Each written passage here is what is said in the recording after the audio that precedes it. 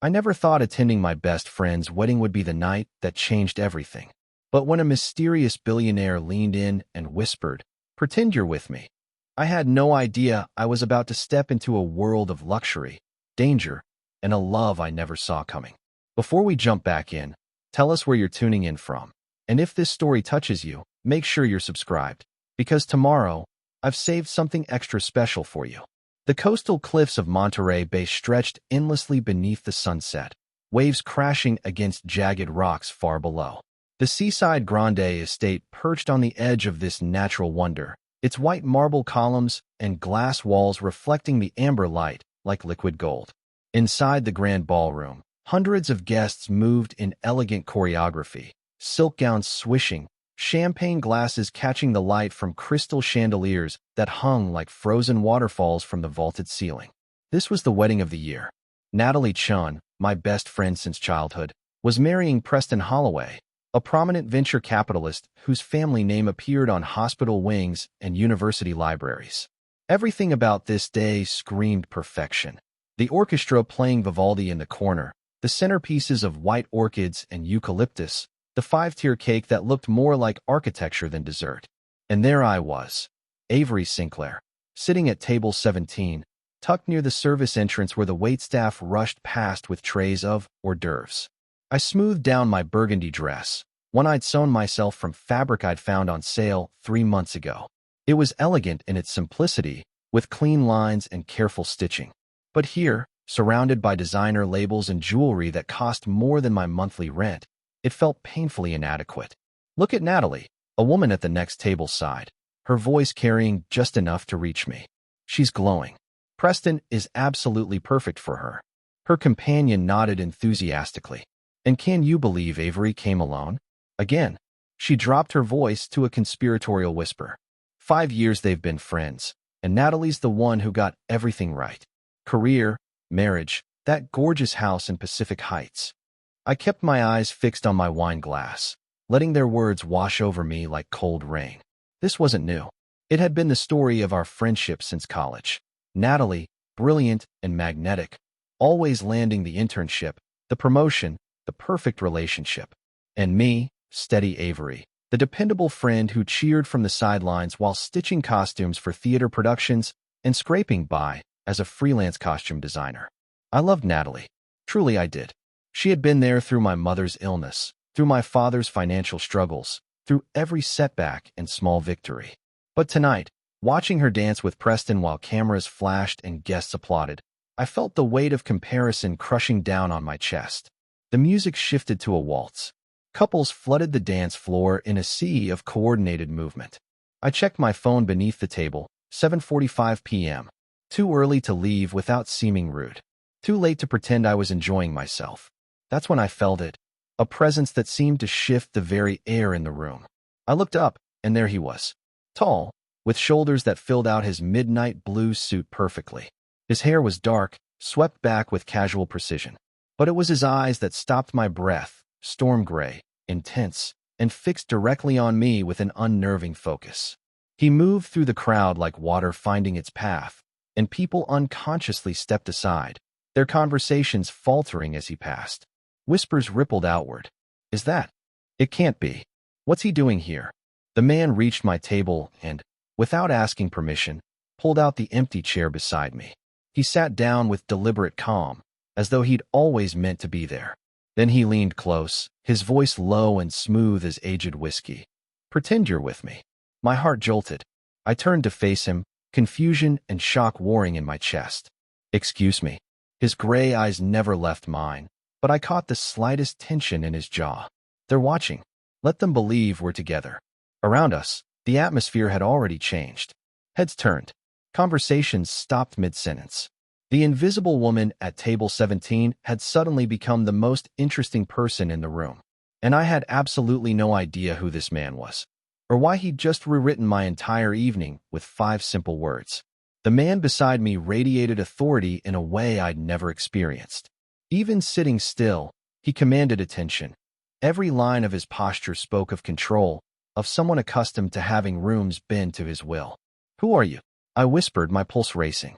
Before he could answer, A woman from a nearby table gasped audibly. "That's Jonathan Drake," she hissed to her companion. The Jonathan Drake. The name hit me like a wave.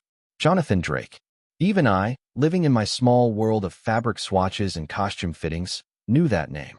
The tech mogul who'd revolutionized cybersecurity at 25. The billionaire whose company, Sentinel Systems, protected half the Fortune 500. He was known for being ruthless, reclusive, and rarely seen at social events. And he was sitting beside me, claiming we were together. Jonathan's hand moved casually to rest on the back of my chair, the gesture intimate and deliberate. My skin prickled with awareness. "Play along," he murmured, his lips barely moving. "I need them to stop asking questions I don't want to answer." "What questions?" I managed, trying to keep my voice steady. His jaw tightened almost imperceptibly. "The kind that come with well-meaning friends trying to set me up with their daughters, their nieces, their business partners' wives." His eyes flicked toward a group across the room. Elegant women in designer gowns who kept glancing our way with poorly concealed interest. I needed an exit strategy. "You looked like you needed one too." Heat flooded my cheeks. Was my misery that obvious? Before I could respond, Jonathan stood smoothly, extending his hand. "Dance with me." "I don't." "You do tonight." His tone left no room for argument, yet somehow it wasn't unkind. Just certain. Against every instinct screaming that this was insane, I placed my hand in his. His grip was warm, steady, grounding. He led me onto the dance floor where couples parted slightly, their curious gazes following us like searchlights. The orchestra swelled into a Viennese waltz. Jonathan's hand found my waist, pulling me into position with practiced ease. I stumbled slightly, my body tense with nerves, but his lead was so confident that my feet began to follow almost on their own. "Relax," he said quietly, his breath warm near my ear. "They're watching.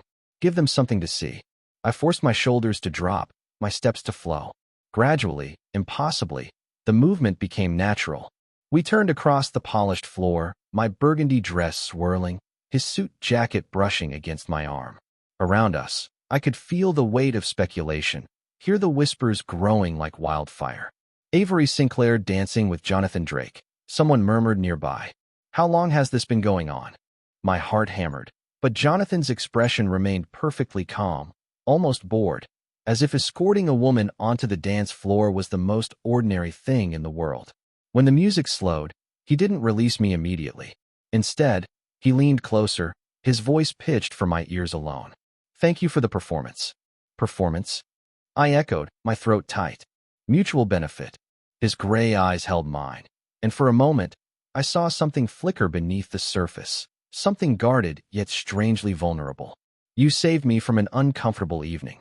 I gave you a reason to hold your head up." The words stung because they were true. For the first time tonight, I hadn't felt invisible. I'd felt seen. Jonathan stepped back, releasing my hand with deliberate slowness. He gave a slight nod, almost a bow, then turned and walked away, cutting through the crowd with the same commanding presence he'd arrived with. I stood frozen on the dance floor, breathless and disoriented, as guests swarmed around me with questions I couldn't answer. But one thought pulsed through my mind above all others. Who was Jonathan Drake, really? And why did I already want to see him again? 3 days later, I was in my cramped studio apartment in the Mission District, surrounded by half-finished costumes for an upcoming theater production. Pins stuck out of a Victorian gown draped over my dress form, and fabric scraps littered every available surface. A knock sounded at my door, sharp, confident, unexpected. I opened it and nearly dropped the scissors in my hand. Jonathan Drake stood in my doorway, perfectly dressed in charcoal slacks and a crisp white shirt, looking entirely out of place against the chipped paint and flickering hallway light. "We need to talk," he said simply. I blinked. "How did you find me?" "I find everyone I need to find." He glanced past me into my cluttered studio. "May I come in?" Still stunned, I stepped aside. Jonathan entered, his presence somehow making my small space feel even smaller. He surveyed the organized chaos, the fabrics, the sketches, the sewing machine humming quietly in the corner, with an expression I couldn't quite read. Then he turned to face me, direct and uncompromising. "I have a proposition," he said. "Continue what we started at the wedding. Be seen with me at events, galas, dinners, industry conferences. In return, I'll give you access to clients and opportunities you couldn't reach on your own. My mouth fell open. You want me to fake a relationship with you? I want us to help each other, he corrected. You're talented, Avery. I saw your dress. You made it yourself, didn't you? At my surprised nod, he continued. You deserve better than scraping by on theater work. And I need someone genuine, someone who won't use me for social climbing. I should have said no, should have laughed and closed the door. Instead, I heard myself ask, why me? Jonathan's expression softened just slightly. Because you're real, and that's rarer than you think. The first official event came faster than I expected. 5 days after Jonathan's proposition, I found myself standing in front of a floor-length mirror in a hotel suite that cost more per night than my monthly rent. The dress Jonathan had sent over was stunning. Midnight blue silk that hugged my curves before flowing into a gentle train, with delicate beading along the neckline that caught the light like stars. A card had arrived with it. We're this tonight. A car will pick you up at 7. JD. Now, as the sleek black Mercedes glided through San Francisco's financial district, I tried to calm my racing heart. This was just business, I reminded myself. A mutually beneficial arrangement. Nothing more. The car stopped in front of the Apex Tower, a gleaming skyscraper that housed some of the city's most powerful corporations. Inside, the executive lounge occupied the entire 45th floor, with floor-to-ceiling windows offering breathtaking views of the bay. Crystal champagne flutes clinked softly, and men in tailored suits discussed mergers and acquisitions while their elegantly dressed companions smiled and nodded. Jonathan was waiting near the entrance, devastating in a black tuxedo. When his eyes found mine, something flickered across his face. Approval, perhaps, or something deeper I couldn't name. He crossed to me in 3 long strides, offering his arm. You look perfect, he said quietly, and the sincerity in his voice sent warmth spreading through my chest. Thank you for the dress, I whispered. You didn't have to. I wanted to. He guided me into the room, his hand warm against my lower back. Tonight is about venture capital investors and tech executives. Stay close to me. If you feel uncomfortable, squeeze my hand twice. The evening unfolded like a carefully choreographed dance. Jonathan introduced me to CEOs and philanthropists, his hand never straying far from mine. To everyone watching, we were the picture of an established couple, comfortable, connected, real. But as the night wore on, I began noticing things that unsettled me. Twice, I caught fragments of hushed conversations that stopped abruptly when I approached. A man named Richard Castellano, Jonathan's chief operating officer, I learned, kept watching us with an expression I couldn't quite read. Something calculating lurked behind his polite smile. During a quiet moment when Jonathan stepped away to take a call, I found myself near the bar, pretending to study the view while actually listening to 2 men behind me. Drake's playing with fire, one muttered. Castellano's moving money through those subsidiaries in Singapore. If anyone traces it back. Jonathan signed off on everything, the other interrupted. His signature's on every document. If it blows up, he takes the fall, not Castellano. My blood ran cold. Subsidiaries. Offshore transactions. Jonathan's signature. I turned slightly, trying to see who was speaking, but they'd already moved away into the crowd. My mind raced. Was Jonathan involved in something illegal? Or was someone setting him up? When Jonathan returned, his expression was tight with tension I hadn't seen before. Everything all right? He asked, studying my face. I forced a smile, my heart pounding. Fine. Just a lot of new faces. He didn't look convinced, but before he could press further, a woman in a red gown approached. Vanessa Thorne, a tech journalist whose investigative pieces had brought down 2 Fortune 500 executives in the past year. Jonathan, she purred, her smile sharp as a blade. I didn't expect to see you at social events these days. And who is this? Avery Sinclair, Jonathan said smoothly, his arm sliding protectively around my waist. Vanessa writes for TechWatch, he told me. She specializes in finding stories where there aren't any. Vanessa's laugh was cold. Oh, there are always stories, Jonathan. It's just a matter of knowing where to look. Her gaze swept over me, assessing, calculating. Costume designer, aren't you? Interesting career choice for someone dating one of the richest men in California. The implication stung, but before I could respond, Jonathan's voice cut through like ice. Avery's career is her own. She doesn't need my money or my name to validate her talent. Something flickered in Vanessa's eyes. Respect, maybe, or just recalculation. She smiled tightly. Of course. Well, enjoy your evening. As she walked away, I felt Jonathan's tension radiating through his touch. She's dangerous, he said quietly. She's been digging into Sentinel systems for months. My stomach tightened. What is she looking for? Jonathan's jaw clenched. Anything she can twist into a scandal. Later that night, back in my apartment, I couldn't sleep. I kept hearing those fragments of conversation. Castellano's moving money. Jonathan's signature on everything. If it blows up, he takes the fall. I pulled out my laptop, my old journalist instincts awakening. The ones I'd buried when I left that career behind after a story went wrong and cost someone their reputation. I'd sworn never to investigate again, never to let curiosity override caution. But this was different. This was Jonathan. I started searching. Richard Castellano. Sentinel Systems. Offshore subsidiaries. Singapore banking regulations. The more I dug, the more alarmed I became. There were patterns, shell companies, unusual transfers, timing that seemed too convenient. And every trail led back to documents bearing Jonathan's signature. My chest ached with the weight of it. Was the man who'd held me on that dance floor, who'd looked at my work with genuine admiration, capable of financial crimes? Or was he a pawn in someone else's game? I stared at my screen, torn between the growing feelings I developed for Jonathan and the journalist's instinct screaming that something was terribly wrong. By dawn, I'd made a decision. I had to know the truth, even if it destroyed everything between us. The scandal broke on a Tuesday morning. I woke to 17 missed calls and a news alert that made my stomach drop. Sentinel Systems CEO Jonathan Drake under investigation for money laundering. Federal agents seize records. My hands shook as I scrolled through the articles. Photos of Jonathan leaving his office, his face composed but pale. Leaked documents showing offshore accounts in the Cayman Islands and Singapore. And there, in damning clarity, his signature on transfer authorizations worth millions. I tried calling him. The line went straight to voicemail. For 3 days, I heard nothing. The media circus intensified. Investors pulled funding. Protesters gathered outside Sentinel Systems headquarters. And everywhere, people whispered about the billionaire who'd finally been caught. But I couldn't reconcile those headlines with the man who'd defended my work to Vanessa Thorne. The man who'd admitted he needed someone real in his carefully controlled world.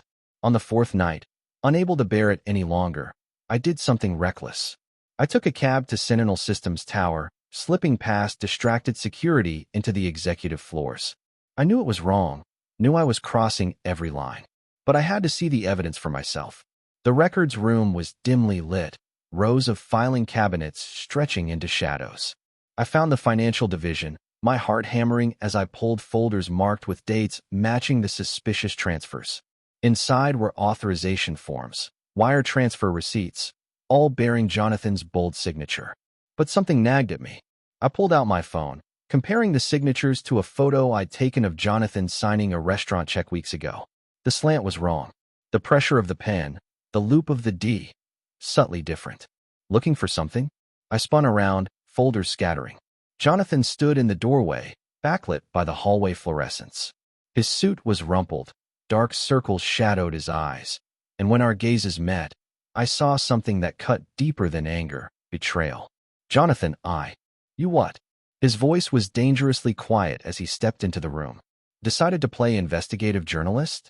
Thought you'd find the smoking gun yourself. I was trying to help, I said desperately.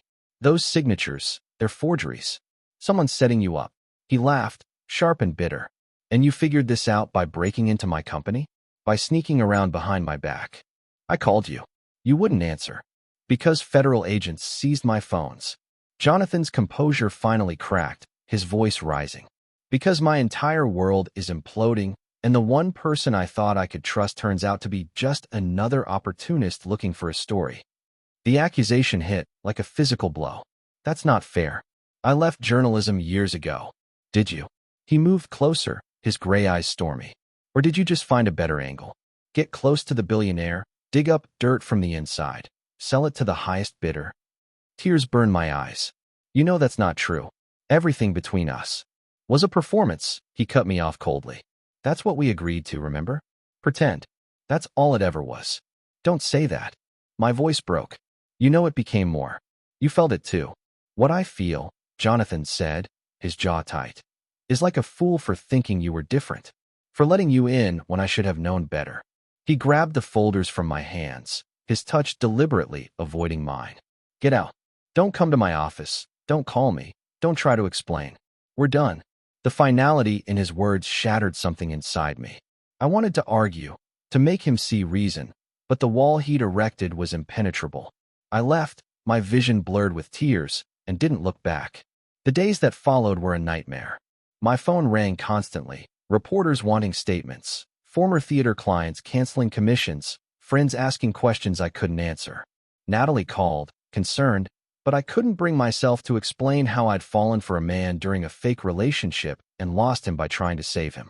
I threw myself into work, spending 18-hour days at my sewing machine, but nothing could silence the ache in my chest.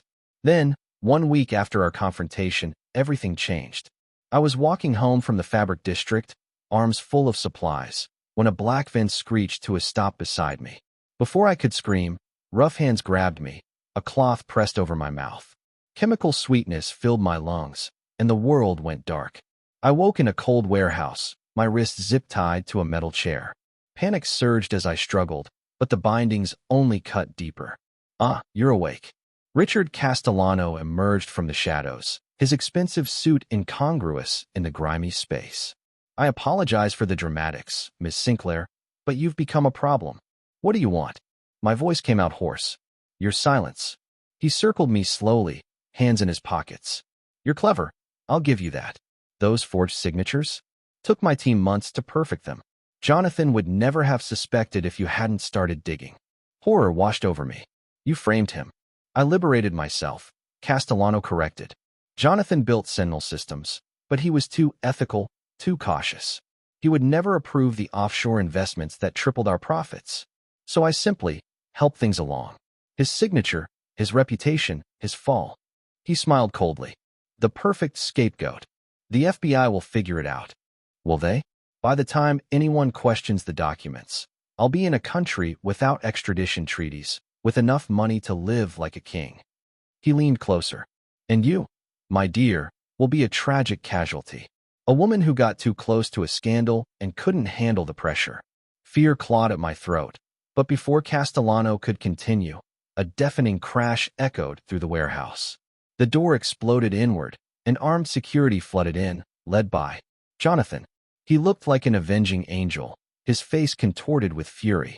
Our eyes met across the warehouse, and something passed between us: recognition, relief, unspoken apology. Castellano's men moved to block the entrance, but Jonathan's team was faster, better trained. Within seconds, the situation was contained. Jonathan strode toward me, shoving Castellano aside without a glance. He knelt, pulling a knife from his pocket to cut through the zip ties. His hands shook as he freed my wrists, then cupped my face with desperate gentleness. "Did he hurt you?" His voice was raw. I shook my head, unable to speak past the lump in my throat.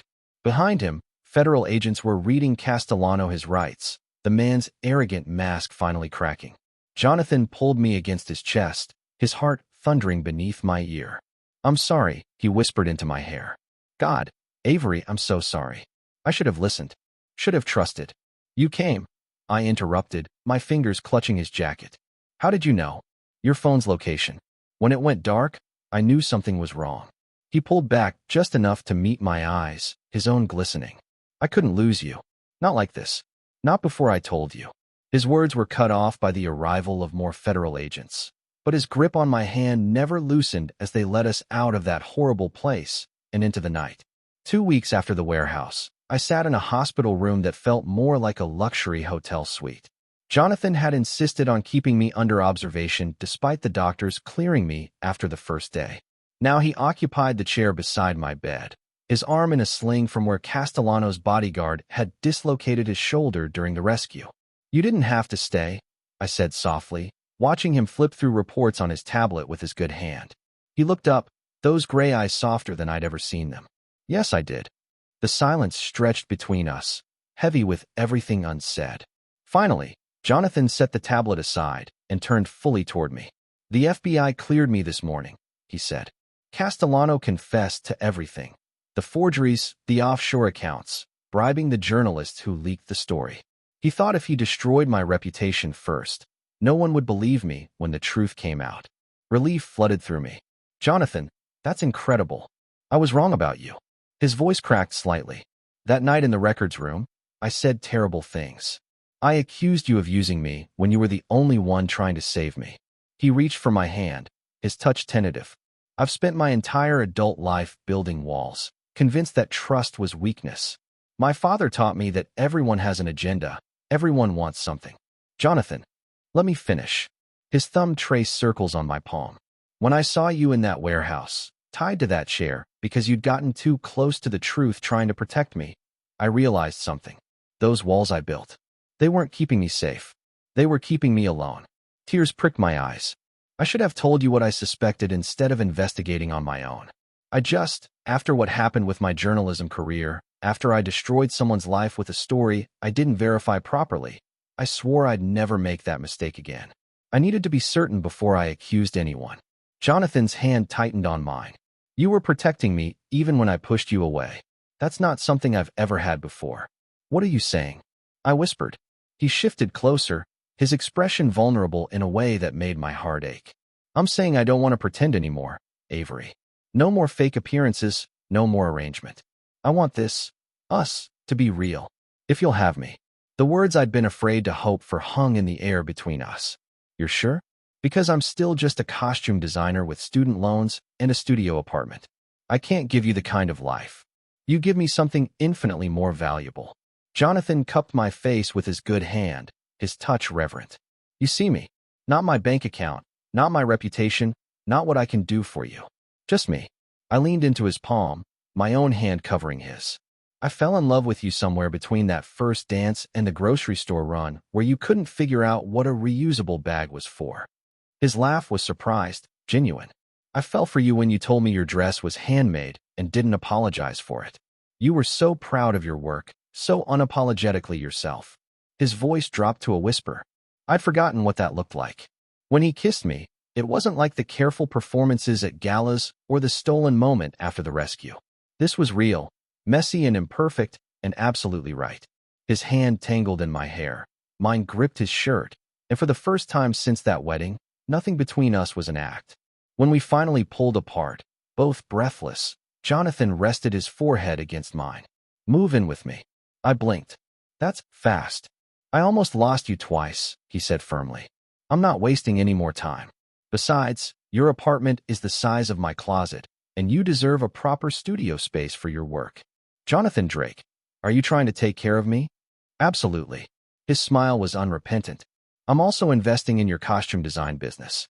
Don't argue, he added when I opened my mouth to protest. I saw your portfolio. You're brilliant, and you've been held back by lack of capital, not lack of talent. Let me help you build something extraordinary. Emotions clogged my throat. This isn't part of our arrangement. There is no arrangement, he interrupted gently. There's just us. Partners. Equals. For real this time. 1 year later, the Seaside Grande estate glowed with sunset light, the same venue where everything had begun. But this time, the wedding was mine. I stood in the bridal suite, adjusting the gown I designed myself. Ivory silk with delicate lace sleeves and a train that whispered across the marble floor. Through the window, I could see guests gathering among the cliffs, the Pacific Ocean stretching endlessly beyond. Natalie burst in, radiant in her maid of honor dress. You look stunning. I still can't believe you're marrying Jonathan Drake. Remember when you were sitting alone at my wedding looking miserable? I laughed, turning from the mirror. I remember thinking that would be the worst night of my life. And instead it was the beginning of everything. She hugged me carefully, avoiding crushing the dress. You deserve this, Avery. All of it. The ceremony was small, just close friends and family, nothing like the elaborate productions we'd attended as part of our arrangement. Jonathan waited at the altar in a midnight blue suit that matched his eyes, and when I walked down the aisle, his expression made my breath catch. No walls, no masks, just love, open and unguarded. The officiant's words washed over me as Jonathan took my hands, his touch steady and sure. When it came time for vows, he spoke clearly, his voice carrying across the cliffs. Avery, You taught me that being seen isn't weakness. It's the bravest thing we can do. You showed me that real connection is worth any risk. His thumb brushed my knuckles. I promise to never stop seeing you, never stop fighting for us, and never ask you to pretend to be anything other than exactly who you are. Tears streamed down my face as I spoke my own vows. Jonathan, you gave me the courage to step out of the shadows. You believed in my dreams even when I was afraid to. I promised to always be honest with you, to trust you with my whole heart, and to remind you every day that you're worth loving, not for what you've built, but for who you are. When we kissed, applause erupted, but I barely heard it. All I felt was Jonathan's arms around me, his smile against my lips, and the absolute certainty that this was real. At the reception, we danced under strings of lights as the sun melted into the ocean. Jonathan held me close, and I remembered that first waltz when everything between us had been performance. "What are you thinking?" he murmured. I looked up at him, this man who'd whispered, "Pretend you're with me," and changed my entire world. That I'm glad I said yes. To all of it. His smile was everything. Best decision I ever made was sitting down at table 17. Best decision I ever made was trusting you. As fireworks exploded over the bay, painting the sky in gold and silver, I rested my head on Jonathan's shoulder. Somewhere in the crowd, I knew people were whispering about the costume designer who'd married the billionaire, trying to make sense of our story. But they didn't know the truth, that love isn't found in grand gestures or perfect moments. It's found in grocery store aisles and hospital rooms and quiet promises made when no one else is watching. It's found when two people stop pretending and start being real. And as Jonathan spun me across the dance floor, his laughter mixing with mine, I knew that our story, messy, imperfect, and absolutely genuine, was only just beginning. Up next, you've got two more standout stories right on your screen. If this one hits the mark, you won't want to pass these up. Just click and check them out. And don't forget to like, subscribe, and turn on the notification bell so you don't miss any upload from us.